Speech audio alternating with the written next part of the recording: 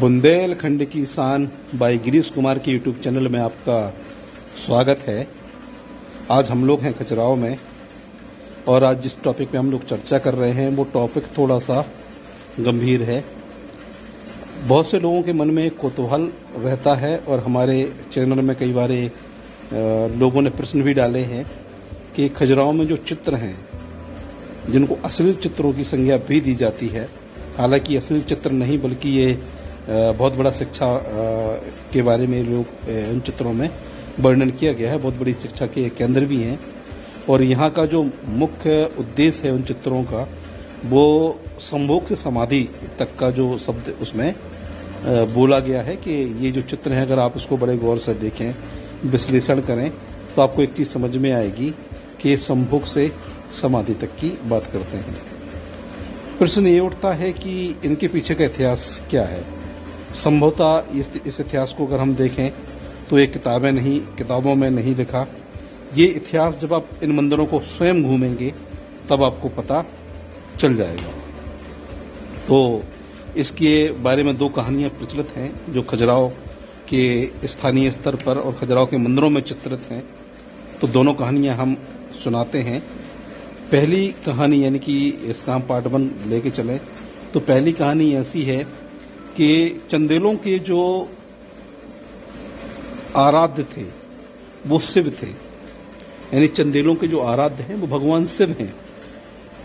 और शिव को जो यहाँ पे वर्णित किया गया है, शिव को जो यहाँ पे वर्णित किया गया है वो उनके सांसारिक जीवन के बारे में ज़्यादा चर्चा की गई है। यानी कि शिव पूजा से उठ करके एक भौतिक जीवन को वो कैसे जीते हैं उसकी चर्चा की गई है। तो एक इन मंदिरों पर अगर हम यात्रा करें तो पहली कहानी ये आती है कि जब शिव का विवाह पार्वती जी से हुआ। ये आपको शिव मंदिर है, मतंगेश्वर मंदिर है वहाँ पर, और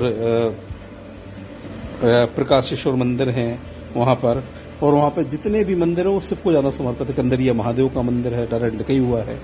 तो शिव जो है इनके आराध्य है और इनके साथ जगदम्बी का मंदिर हो गया, पार्वती देवी का मंदिर हो गया, इनका भी उल्लेख मिलता है। यानी कि वहाँ पर शिव और पार्वती जी को बहुत अधिक प्रमोट किया गया है। यानी कि वो उनके क्या थे, उनके धर्म के आस्था के केंद्र थे और लगभग चंदेल शैव थे। तो अब कहानी में शुरू करते हैं। कहानी ऐसी है कि जब शिव जी का विवाह हुआ तब जब शिव और पार्वती का विवाह हो रहा था तो जब शिव बारात लेकर के पहुंचते हैं, पार्वती यानी कि जो उस समय पे हिमालय पुत्री थी, जब बारात लेकर के पहुंचते हैं तो बोला जाता है कि रात को 12 बजे के आसपास जब वो बारात लेकर के पहुंचे तो उसमें देवता, देवी, दानव, मानव, इंसान, पशु जो भी थे वो इतने रोमांचित हो गए कि वो जिस अवस्था में थे उसी अवस्था में बाहर की ओर निकल आए शिव जी की बारात को देखने के लिए।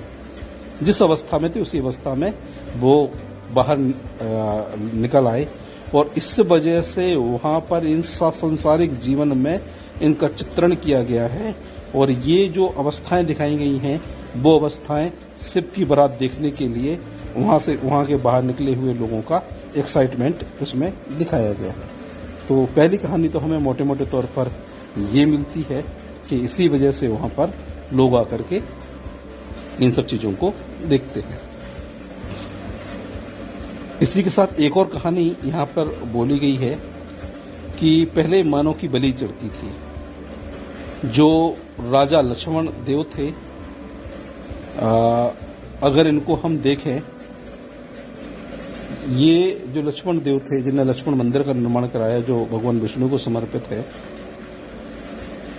इनका नाम यशोवर्मन भी मिलता है। लक्ष्मण देव ऑब्लिक यशोवर्मन यही हैं। इनको पुत्र प्राप्त नहीं हो रहा था, इनको कोई पुत्र प्राप्त नहीं होता था। जब इन्होंने तांत्रिक विद्या का सहारा लिया तो ये बोला गया कि भाई आपको किसी व्यक्ति की बलि चढ़ानी पड़ेगी। किसी व्यक्ति की अगर आप बलि चढ़ा देंगे तो आपको पुत्र रत्न की प्राप्ति हो जाएगी। और जब बलि चढ़नी है तो बलि के लिए व्यक्ति कैसा होना चाहिए, जो अखंडित हो, जिनका कोई उसका अंग भंग ना हो, वो खंडित ना हुआ हो। तो बोला जाता है कि यहाँ पर एक व्यक्ति को, एक लड़के को पकड़ के लाया गया। वो जो लड़का था वो बहुत ही सुंदर था और किसी एक लड़की से प्रेम करता था। जब उसे पकड़ करके इस जगह पर रखा गया तो वो काफ़ी दुखी हो गया। उसे लगा कि अब मेरी मृत्यु होने वाली है। उस समय पे उसने चित्रण किया कि अगर मेरी शादी उस लड़की से हो गई होती तो मैं ये करता, मैं ऐसा करता, मैं ऐसा रहता। उसके लिए वो चित्र बनाता रहा और जब उसकी बलि चढ़ गई, उसको पुत्र की प्राप्ति हो गई, तो उन चित्रों को उसने उस लड़के के सम्मान में मंदिरों में उकेर दिया। तो इतिहासकार इन दो कहानियों पर लेकर के चलते हैं। एक और इसकी कहानी है जो मैं आगे के एपिसोड में आपको बताऊंगा। बने रहिए हमारे साथ। जय हिंद।